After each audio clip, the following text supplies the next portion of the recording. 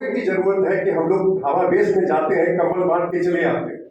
आप जाएंगे वैसे भी हमने कोरोना काल में देखा, कुष्ठ आश्रम में सर मेरे घर में 25-30 कुष्ठ आश्रम के लोग आ गए।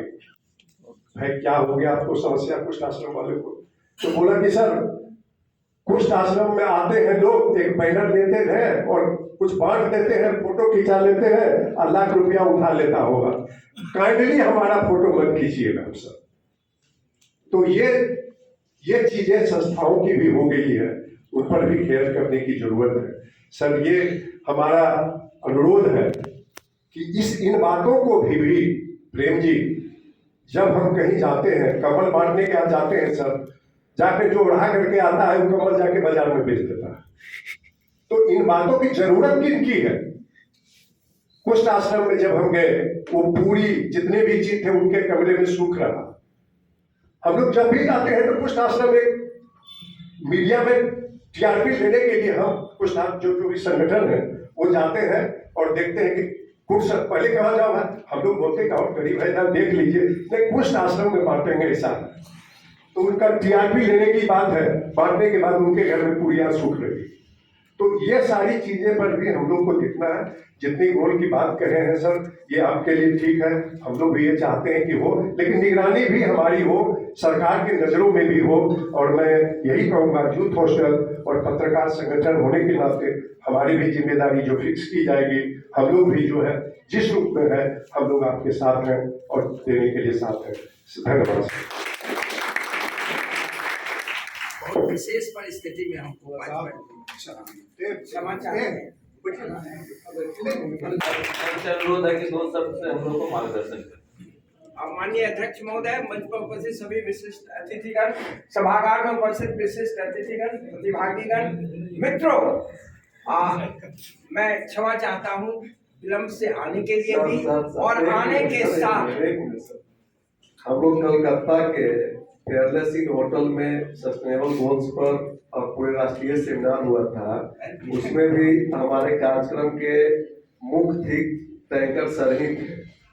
और लगातार जहां भी हम तो दर्जनों बार गोल्स लेकर विश्व केंद्र के साथ हम लोगों ने कई यहाँ केवल का रेसिडेंशियल वर्कशॉप भी किया, उसमें भी सर का आशीर्वाद मिला।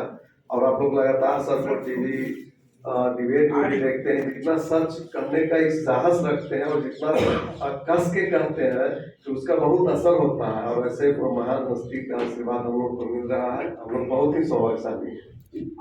माननीय अध्यक्ष महोदय, मंच पर आसीन सभी विशिष्ट अतिथिगण, सभागार में उपस्थित सभी विशिष्ट अतिथिगण, मित्रों, बहनों, भाइयों, देर से आने के लिए क्षमा चाहता हूँ। कुछ विशेष परिस्थिति में देर हुई और विशेष परिस्थिति में अभी जाना है। आप कल्पना कीजिए, अभी सुपौल की बात करें, मुझे सुपौल जाना है, वो साथ में सुपौल में रहने वाले हमारे परम प्रिय मित्र के ठाकुर, उनको ड्रॉप करके फिर रात में पटना लौटना है।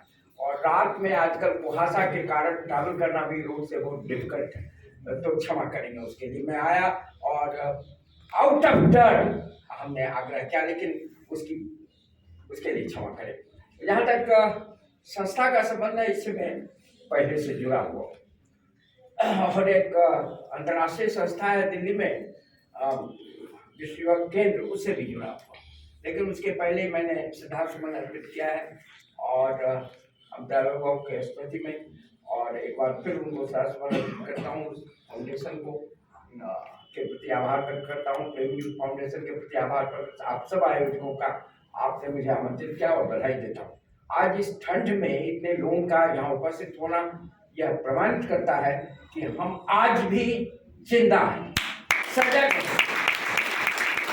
और यूथ के बारे में सिर्फ एज नहीं, जो यूथ की स्पिरिट है वह बहुत बहुत हम ऐसे यूथ को जानते हैं जिसमें युवापन है, और ऐसे लोग हैं जो यूथ की एज की बाउंड्री से निकल गए हैं, लेकिन उनमें जो देखिए युवापन है उसको आप महसूस कर सकते हैं। What is important is the spirit.